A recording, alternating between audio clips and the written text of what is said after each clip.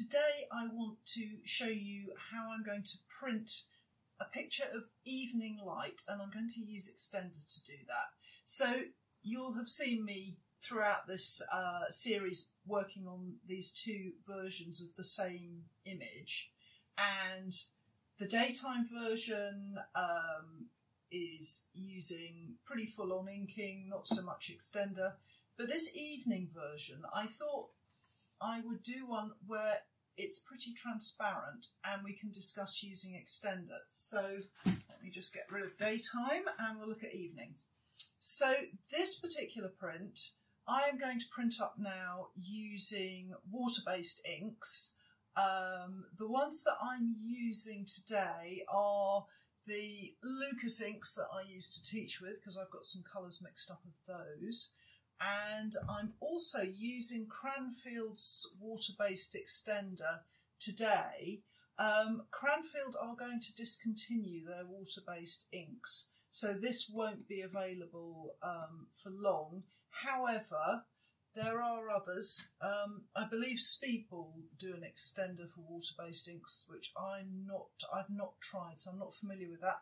The other water-based Extender which I like very much is Graphic Chemical, and I know that Lawrence's in Hove have just taken a load of these in stock. So I think it's Art Shop Hove on Instagram, but it's Lawrence's. They have Graphic Chemical water-based Extender in stock at the moment. So I'm going to use Cranfield because I've got an open tin of it. And I am going to print onto this paper I just did some I had knocking about in the studio. It's nothing special. But for this demonstration, I'm going to use one of the Awagami papers, one of their editioning papers from their editioning pack. So that's from the editioning paper pack. And the one I'm using, I've never tried before, so this is going to be an adventure for both of us. And it's Bokashi Select, and it's a 70-gram paper that they seem to recommend. It's pretty much good for printing all sorts of in all sorts of ways. So they say etching, lithography, silkscreen, but now we're going to use it for lino cut. So what I've done, that one out of the way. What I've done is I'm going to use my registration device. I'm not going to go into details of how I'm using it because it should be fairly obvious and there are other films to demonstrate that.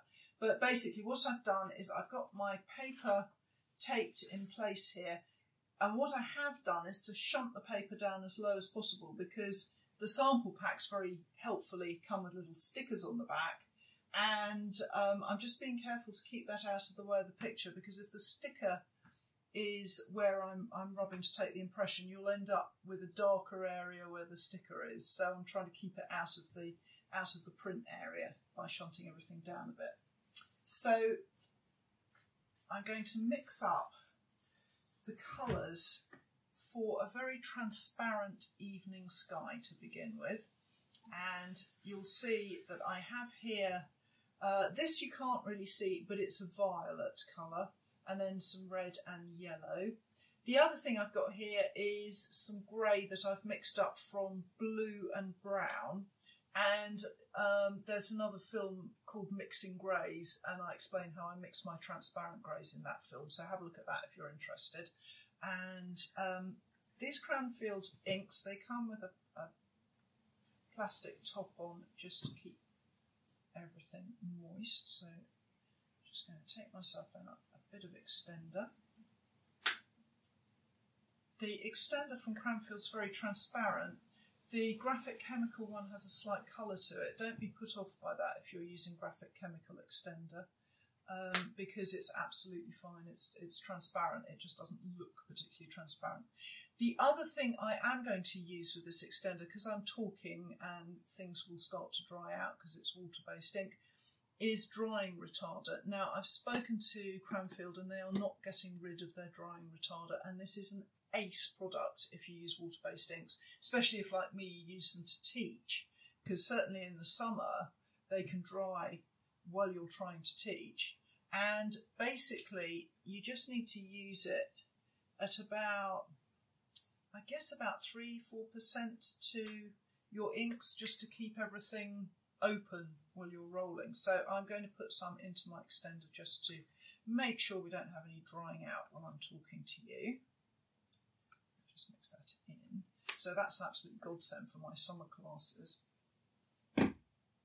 So let me just grab. Somebody was asking me about these palette knives. I got these from Intaglio printmakers in London, and wherever you find these cheap plastic palette knives, they are really good. I have a lot of them.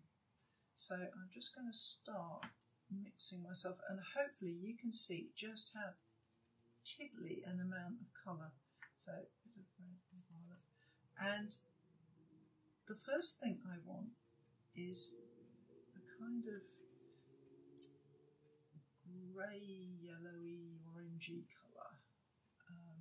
If you look at the evening sky, it's quite often it's sort of not one thing or another. It's kind of an ambivalent colour. So I'm trying to mix something that's not too strong in any particular direction. So that's maybe a little bit golden there. Let's just have a touch of red. And we're talking tiny amounts. Now I'm only printing one print so that you don't lose the will to live while you're watching me.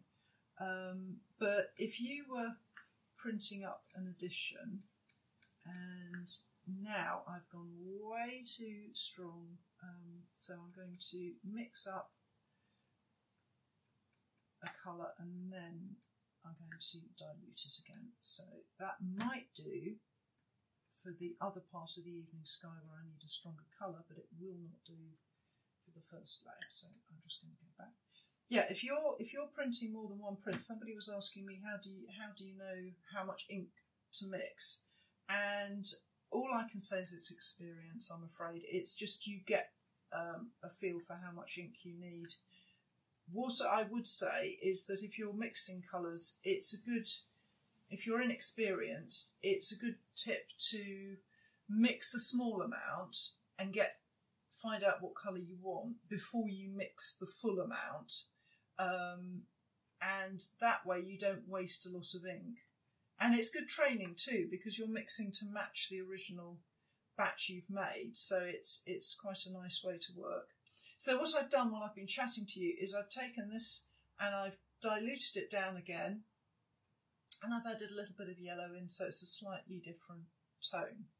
So let's just get those out of the way.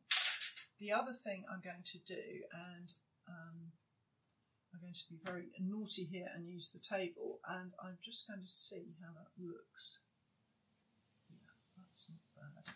Now, I was testing this on a paper that was a little lighter in tone to this, so this might be just a little bit pale, but if it is, then I'll go back and ink again, rather than take the risk and make it too dark to start with. So just grab a roller. So these little inexpensive wire-handled rollers, I've got loads of these, and they are great for little detailed areas. So let's see how we get on with this. Now that's looking incredibly transparent, so I think maybe we'll just do a little test and see whether it shows or not. So I've got my first block here, and it's this part of the block that I'm interested in because this is the cloud in the sky. So I'm only going to work over here. The rest of it is going to be dark shadows later, which I'm going to use later. So I'm just running my ruler over that so you get the ink onto it. And you see, I'm doing a lot of toing and froing. I rather put the ink on in stages and just build it up. Than risk putting too much ink on to begin with. So I'm just taking my time. Honestly, doesn't matter if I get any ink over in this part of the tree because it's all going to be hidden. When I come to do this area of dark shadow, I'm going to have to be a lot more careful about not getting dark in the sky. So at the moment we're on safe ground.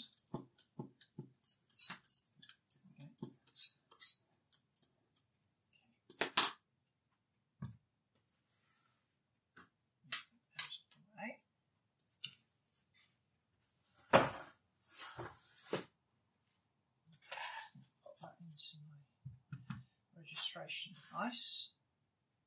And today I've got my Baron, and again there's a film about barons and ways of taking impression. I'm going to use some baking parchment between the Baron and the paper, just to protect the paper a little bit, because this is quite a thin paper. It is a washi paper, so it'll be nice and strong, but even so, I'm just being careful so that I don't rub the paper too much. So now let's have a look at what we've got. Yeah, that's absolutely fine. So you can see, although apparently there was nothing there, it's actually produced a rather nice colour. So I'm going to leave it at that for now, for that layer. And then I'm going to take that block out. Let's just pop that over here. And come to my Skyblock. So when I first designed this, I had ideas of using this part of the print, of the lino, to print with. And now I'm not convinced that I need it, so I probably won't bother using this bit of the block to do this evening picture. It might come in handy for another thing that I'm printing, but for this particular design I'm not going to bother. So I'll go on to this sort of almost rosy grey colour that I've mixed here, which will do nicely for the sky, I think. And I'm going to use a bigger roller. This is one of the soft rubber rollers from Japan, which are lovely. I really like those rollers. They're not cheap, but they are a good investment. And I've had this for, got to be over a decade now, so it has done really well. Okay. So I'm just, when you're dealing with completely invisible ink like this, it's a good idea just to tilt it and look at it, and that way you'll see if there are any bits you've missed, they'll be matte rather than shiny, and you can see what you're doing. So let's just pop that into place. So at the moment, while I'm printing for you, I'm kind of making it up as I go along. If I were doing an edition of prints, I would be working in a sort of more cohesive way and following on with each print. I'd be doing one layer throughout all the prints I was using and then the next layer. So I would end up with a set of prints. But for now, I'm just doing one-offs. So it's quite a painterly and approach that I'm using here. And I'm going to do a bit of toing and froing back and forth to build up colour and shadow and things. So if you like all your prints to be absolutely bang on identical, then this is possibly not the tutorial for you. So let me just, you see how careful I'm being just to let that come off. And looking at it here, it's a little bit too pale. I'm not seeing enough contrast between the underlayer and the layer I've just printed. So I am going to mix it a little darker and apply another layer. So let's just have a slightly more intense colour.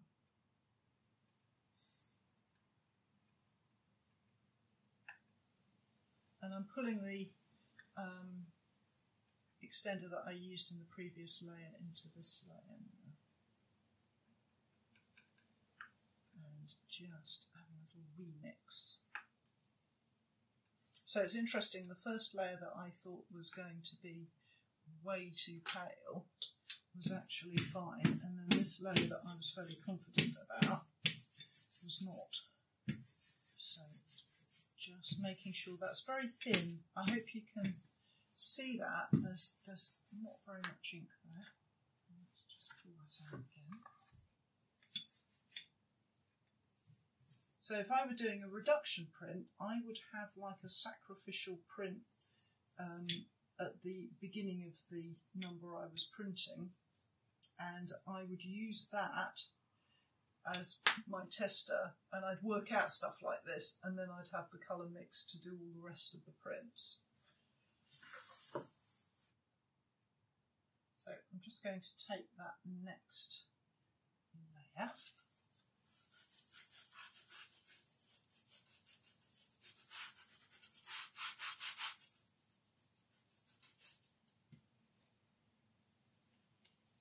that's more like it. So let's peel that back so you can see. So you see how now it's still a very delicate colour, but it's showing that cloud there. So the next thing I'm going to do is I want a shading. I want to put like a violet top to the sky. So I am going to do that by mixing myself a little bit of violet. Let's just put that up there for a moment. And move that over to the side. And I've got a damp rag on my lap, and I'm just going to clean off. This is some old Perspex double glazing that I've got here. Now, if I was using oil-based ink, I wouldn't be quite so keen to be cleaning everything down. But water-based ink, once it's rolled out and it starts to dry, it can go tacky. And if you're not careful, if you have like tacky ink and you have it on your block, it can pull the paper and actually tear the paper in some instances. So I'm being quite careful to get rid of any ink that I think might start to be tacky. So I'm actually going to take it off this block because I'm going to use this same block again to do a shading in the sky. And this, using the same piece of lino to add extra layers, I guess I learnt that when I was learning Japanese woodblock, because you usually, in fact, in Japanese woodblock, I should say, you will have one printing block that you'll use several times. So this is no different, really. So let's get a violet mixed up. So these Lucas inks that I'm using here, I've mixed these colours. They come in a fairly basic range of colours, and then I mix various colours for my classes. This isn't for my printing, this is for the students that I teach. I don't pre-mix my own colours, but I do when I teach. Okay. So if you are thinking of setting up and teaching a lino class, that's a really good tip actually, is to use pre-mixed colours, because if you let inexperienced students start mixing colours, the wastage is just horrific. And everything gets very confused very quickly, so I don't do that. Okay, so let me take another wire-handled roller. And what I'm going to do is I'm only going to put half the roller in the ink, and I'm going to start working ink back and forth to get a shading. And again, you can see this ink is incredibly transparent, fairly there, because I don't want it to be overpowering. Okay. And I'm taking my time because I want that bit where there's no ink to be quite soft. And you do have to work, when you're using extender, one of the good tips is to roll it out more than you think you need to, because it's quite hard to get it even. So now I've got the ink up one end of the roller and nothing down the other end. I was doing this on live stream, and one of the ladies said, "Oh, I've just seen a demonstration that says that's impossible," which I haven't seen, so I didn't know it was impossible. So I do this all the time. Okay, so I'm just going to start working it across the sky like that, and pick up a bit more ink. When I'm doing an edition and I'm doing a lot of toing and froing, I will put masking tape on the end that's got the ink on it so that I remember which way round things are going. But here it's fairly clear. So I'm just going to start working that to and fro. So in Japanese woodblock, this would be called a Bokashi, a shading, where you're adding a bleed of colour. So let's just put that in.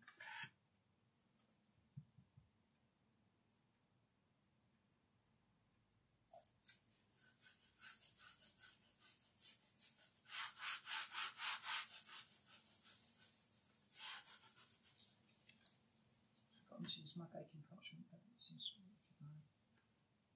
Just gently does it. Don't rush when you're looking at it. Okay. And if I put that down, you can see that's a really nice, gentle bleed of colour there. And I'm going to leave it at that, I think. I'm not going to push it any further. It's very much up to you whether you like things to be vibrant or simple and sort of unobtrusive. But for this one, I'm going to leave as is. So let's get that out of the way. So for the next block that I'm going to print, it's going to be a big one. This one is the whole of the landscape. So let's just get that out of the way. And this is when I'm going to start. I'm going to use some green as well because I want this to be greeny grey. So let's just put green into place. Now, I'm using water-based inks for this demonstration, mainly because I used oil-based inks in the first series of Lino with Laura, where I was printing one of my prints. So I was working with oil-based inks. So I thought it might be quite fun to work with water-based. And also, for a lot of people who are just starting out, they start with water-based inks. So I thought I would use these to show you. Okay, so let's have a look at that.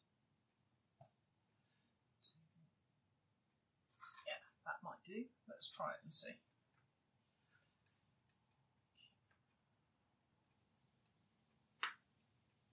So this is a grey made of blue and brown, and then I've added this green that I had kind of pre-mixed. And I'm going to use my nice Japanese rubber roller, which I haven't cleaned. And shockingly, that's something that I do from time to time. Usually, if I thought that it would impact on the colour, of course I'd clean the roller. But that very transparent rose is not going to make much odds to this grey, so I'm going to just use the roller as it is.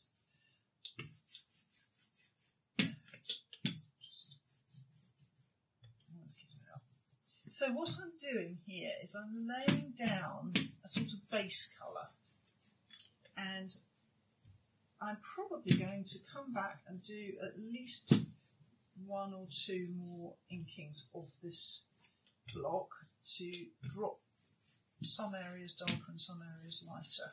But let's just start with this base colour. And again, you can see how I'm rolling it out and really just taking my time to make sure that it's nicely spread out over the block. The other trick with, I find with Extender, and I'm not sure if it's a proven fact or it's just that it's a lucky thing that I do, but I do like to, if I'm doing a large area, I go over it very gently to finish, and then I just like to give it a second or two just to settle before I take the impression when I'm doing my own work. So, again, don't forget you can always tilt it to the light and check you've got the edges cooled down. That looks pretty good. Let's see.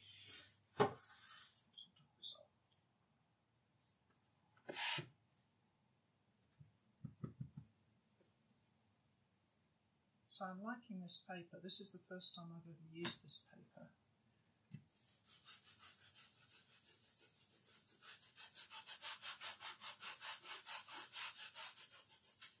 And actually the Baron, I was nervous that the Baron would be a problem on the back of it, but it's absolutely fine. And I should have known better really, because I've never had any trouble with origami paper. But the Hosho that I was demonstrating with in my other film, the back of that started to get a little bit rough. But it is a cheaper paper, to be fair. So let's just see what we've got. And you see how I'm using both hands to peel back the paper. If you're not careful, you can crease the paper if you just rip at it too fast.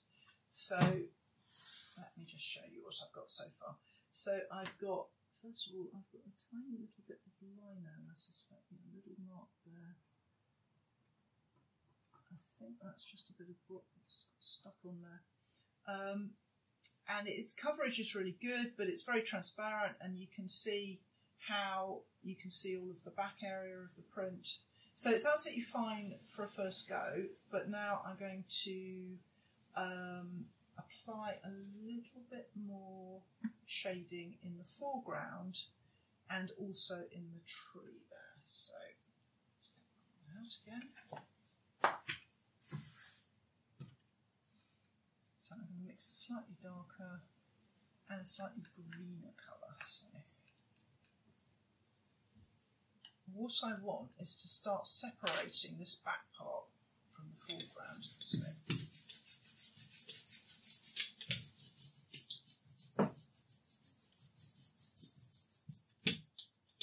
So I'm just basically painting here. I'm going to have a little bit more in the tree because I don't want the tree in the foreground to be the same density as the tree in the background, because that wouldn't make sense really. You need things to get bolder as they come towards you. So let's just go with that. And the other thing I'm going to do is a little bit of wiping, because there's a bit more ink here than I want. So I'm going to go to my dampish cloth and just start a little bit of... It's quite nice to do a little bit of wiping, and you see how I'm just dragging it across, and what it will do is it might put a little bit of texture in there as well. So I'm just kind of blurring the edges there a bit. I don't want it to be too... I don't want it to look like it's rollered, and I don't want it to look like a definite hard edge either. So, down.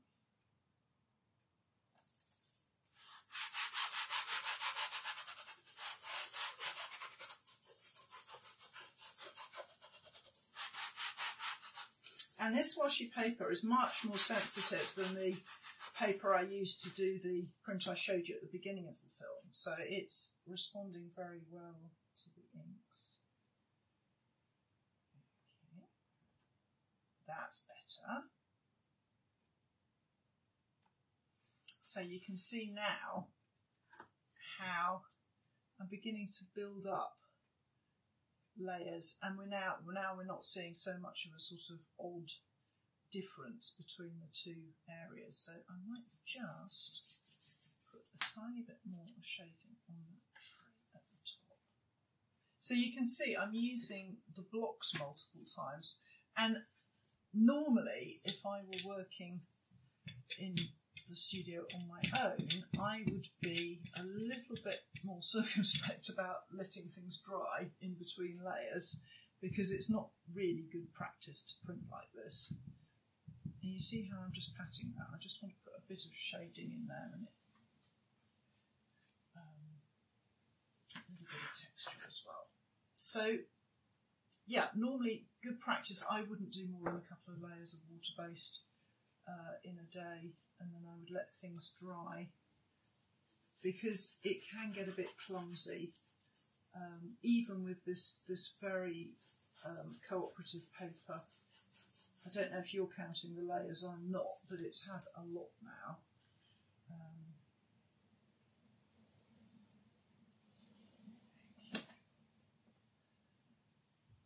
That's better. So I've just put a little bit more in the sky, maybe a fraction too much there. I'm just going to take a little bit off my thing.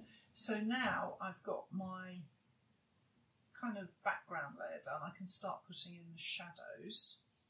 So let me just put that back down and take a look out.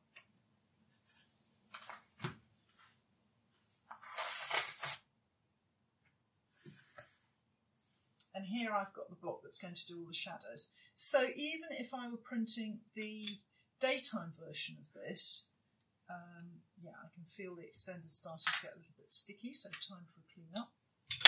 If I was printing the daytime version of this, I would still be printing transparent shadows on the daytime version one as well. I do like, when I'm adding shadows, for them to have a transparency to them. And I'll often use, in a daytime one, I'd be using a sort of bluey colour, very much more blue than grey. But this evening light, I'm going to go with the grey-green that we're using here. So I'm just going to mix up a bit of grey-green here. So if you are starting out, it's really nice to sort of play and do different colour versions. One thing I will do in a film in this series is to print on the different papers and probably print and see how that changes things as well. I might print different colours, I'm not sure yet, but I will certainly print across some different papers so that you can see the difference it makes. Now, I'm going to start with this fairly transparent green and we'll see what we've got. So, this is the kind of thing that you'd want to be doing if you were test proofing. You'd be checking how dense you needed the colours and stuff. Because I'm just doing this as I go along, it is very much an experiment. So we'll see if this is dark enough or not.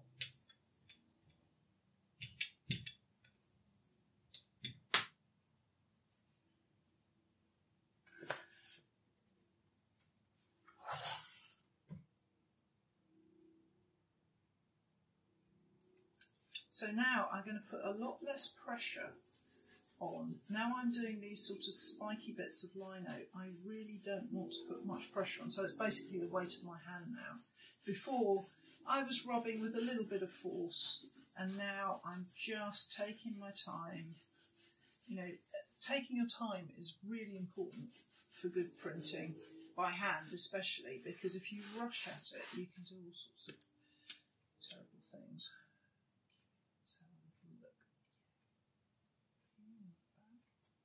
So what I'm seeing is great here, very happy with that, but I need a little bit darker in the tree and a little bit darker in the foreground, so we'll go again.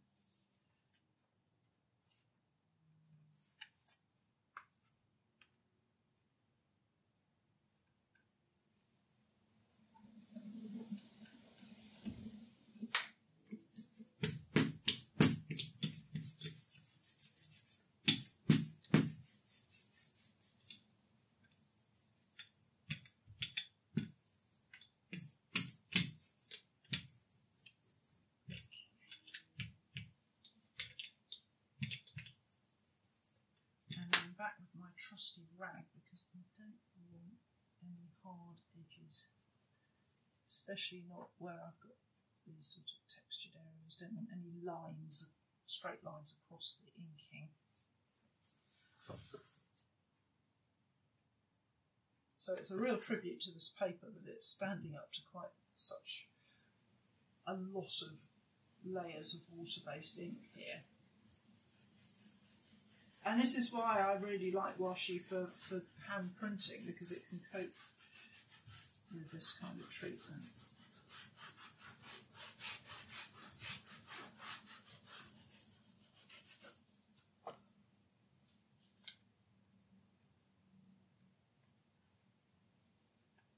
Okay. So now you can see I've dropped in darker up here and darker down here. And now this part is sort of going backwards and this bit's coming forwards. So this block, you'll remember, was the block that I used to print the initial cloud area. And it is clean, I can feel it's clean, but this is a really good case in point. If you had inked up the clouds and then just popped this to one side without cleaning it, then came back to use it for the shadow, that ink could become sticky and rip off the paper when you came to do the print. So always, always, if you're using a double block like this, make sure you clean it if you're using water-based ink so that they don't tear anything. So I have mixed myself up a darker green, and now I'm going to do my shadows here. I was going to say I'm going to do the final bit, but I may tweak it a little bit, so we'll just see. Because I will go back and make adjustments. Normally that's not possible in my lino cuts, because normally I work reduction with lino, but with my Japanese wood blocks there is a lot of tweaking goes on. So you'll see that if you join me for the Japanese woodblock series that I'm going to be filming with Ben after this series. Thanks to all you lovely crowdfunders out there who've made that possible. So a big thank you for your support. Without you, we wouldn't be doing that series. So let me just see here, I'm being very careful to wipe the dark shadow off the sky. We don't want any dark green in the sky. So I can go back under.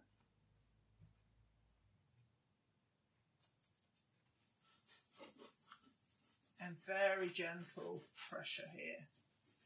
Very, very gentle pressure. Yeah, that's good. So you can see I'm just checking a little bit here. Now, I would be doing you a better print if I was leaving things to dry and not rushing it all in one go. But even so, hopefully it will show you. So, now, looking at this, I've got a little bit in the sky there, which is bad. I forgot to wipe that little bit there, so you can see I've made a little mistake there. And I just think it would be good if there was a bit more shadow happening here. So what I'm going to do is just pop back and put a little bit more shadow in. So I'm just going to use this big background block here, and let's just have this. It's starting to get a little bit dry, so I'm just going to put a little bit of that drying retarder that I told you about into a little bit more of that, just to loosen it up a little bit. When we're filming, there's an awful lot of pausing and waiting, and things do have more of a chance to dry out. So just put a little bit of dark there, and soften the edges.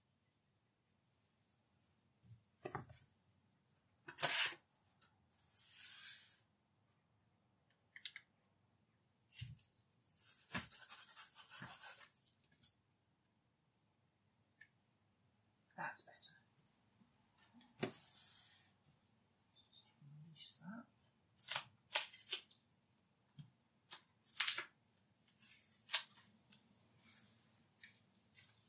Put that down on there.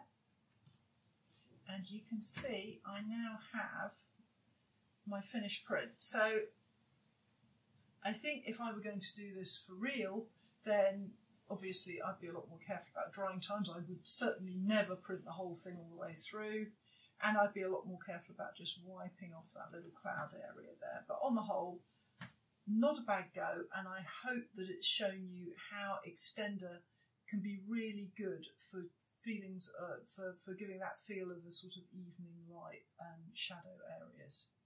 And I hope you'll join me again.